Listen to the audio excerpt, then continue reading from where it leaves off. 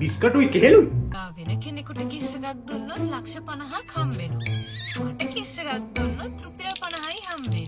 ඔයා මොකද කරන්නේ? ඈ? මුදලාලි මේ පොඩි ෆ්‍රෙෂ් මිල්ක් පැකට් එකක් දෙන්න. ෆ්‍රෙෂ් මිල්ක් පැකට් එකට 260යි. 100 150යි 200යි 250යි 270යි. හරිනේ.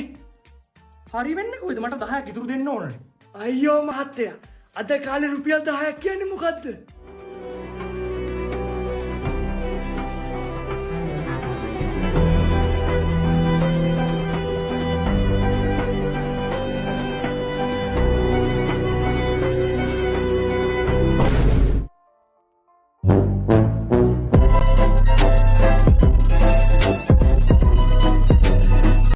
සානක මොනවද යකෝ තෝ මේ උදේ පාන්දර හරකෙක් වගේ කන්නේ? බිස්කටුයි කෙහෙලුයි. බිස්කටුයි කෙහෙලුයි. හරි ෂොක්. ඊයේ පෙන්නන්න ගිහුවනේ දොස්තර කිව්වනේ යකෝ තෝට කැම් පාලනය කරන්න කියලා. ඔය කැම් පාලනය කරලා හිටියද? කෙරලා ෆෝන් එක ඔබ බින්දපන් කාමරේලා. ඒක ඔක්කොම හරි. යකෝ මගේ අර යාළුවා ડોක්ටර් හසන්ත හැමදාම උදේ යකෝ පහට රැඟිලා කිලෝමීටර් 10ක් දුවනවා. ඌ එහෙම දුවලත් යකෝ කන්නේ කෙහෙල් ගෙඩි දෙකයි යකෝ දවසටම. බඩ අවුරුදු 60ක් 70ක් ජීවත් වෙන ආසාවක් තියනනේ යකෝ ඔහම කාලා බිල එකතන ඉන්නතෝ ටිකක් දුවපන් ඌ වගේ. Hello? Hah? හසන්තය මැරිලලු. මැරිලා? ඌ උදේ දුව ඉන්නකොට වාහනයක් යට කරන් ගිහිල්ලා. උඹ එක්ක කාලා රත්තරන් පුතේ ගෙදරට එලා නිදාගනි. හිච්චගේ මවතුමියට වාහනයක් ගන්න ඕන වෙලා තුන්දෙනා පොඩි සාකච්ඡාවක්. පියතුමා ඩ්‍රයිවිං සීට් එකේ, මවතුමිය ඉස්සරහා අනිත් සීට් එකේ, අපේ හිච්ච පිටිපස්සේ. මස් කෑල්ලක්ද? ඔයා ඇත්තටමද කිව්වේ ලොකු සල්ලියක් හමුනොත් මනත් කා එකක් කරන් දෙනවා කියලා? කට තමයි කිව්වේ. අපි නිකමට හිතමු ඔයා වෙන කෙනෙකුට කිස් එකක් දුන්නොත් ලක්ෂ 50ක් හම්බෙනවා. මට කිස් එකක් දුන්නොත් රුපියල් 50යි හම්බෙන්නේ. ඔයා මොකද කරන්නේ? ඈ? මොන જાතිය ප්‍රශ්නයක්ද? පුදුම මිනිස්සෙක් තමයි. කියන්නේ නම් සල්ලි හම්බුනොත් කාර් අරන් දෙනවා කියලා. ඒ වුණාට සල්ලි හම්බෙන chance එකක් ගැන හිතන්නවත් කැමති නෑ. දැන් මොකද අහන්නේ? මම අහන්නේ ඔයාට එහෙම chance එකක් આવොත් කාවද තෝරගන්නේ?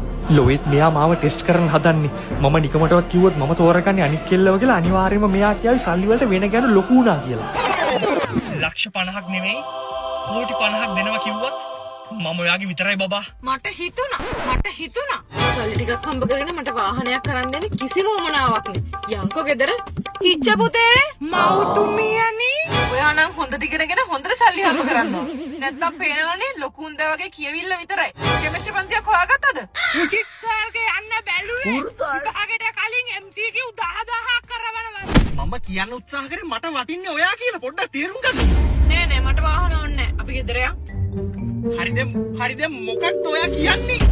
කියන්නේ ඔයාට ඇත්තටම වාහනයක් අරන් දෙන උමනාවක් තියනවා නම් ඔයා තෝරගන්න අනිත් කෙනාවානේ. නිකම් බොරුව විතරයි මේ මිනිස්සුන්ගේ. හරි. මම තෝරගන්නේ අනිත් කෙල්ලව. සතුටුද? අනිත් කෙල්ල? ඒ කියන්නේ සල්ලි දෙනවා නම් මාව එපා. දැන් ඔයාම නේ කිව්ව අපිට සල්ලි ඕනින් අනිත් කෙල්ලව තෝරගන්න කියලා. මම කිව්වද අනිත් කෙනා කෙල්ලෙක් කියලා? ඈ? බලපටියෙක් වෙන්නත් පුළුවන් නේ. කියලා වැඩක් නෑ. හිතේ තියෙනව තමයි ඔය කියවෙන්නේ. සල්ලි දෙනවා නම් අනේ අම්මපා. කිච්චා. පේනවනේ මහවුන් දෙක තරම වැදගත්කම වෙන්නේ ඉගෙනීමේ. විභාගෙට යන්න කලින් අවුරුදු 45ක පාස් පේපර්ස් උත් කරවනවලු. අනික අයිලන්ඩ් ෆස්ලත් ඉන්නවලු. හරි. මගේ උත්තරේ ආයි වෙනස් කරනවා. Final answer? ඈ? මට උපකාරක අවස්ථාවක් ගන්න පුළුවන්ද? ඔබට කෝල් ෆ්‍රෙන්ඩ් අවස්ථාව ඉතිරි වී තිබෙනවා. ඔබට කාටද කතා කරන්න ඕනේ? මගේ තාත්තා ලක්ෂ්මන්ට. ලක්ෂ්මන් මහත්මයා මම ඉරිදා ඔළුව කම්පිටි සටහනේ කසුනි හිමාය. ඔබේ පුතා දැන් ඔබ හා සම්බන්ධ වෙනවා. තාත්තේ අපිට තත්පර 15යි තියෙන්නේ. මට ලැබෙන chance එකක් මම වෙන කෙනෙක්ට කිස්සයක් දුන්නොත් මට ලක්ෂ 50ක් හම්බ වෙනවා. wife ට කිස්සයක් දුන්නොත් මට හම්බෙන්නේ රුපියල් 50යි. මම මොකක්ද? ඈ? Wife. ෂුවර්ද? Wife.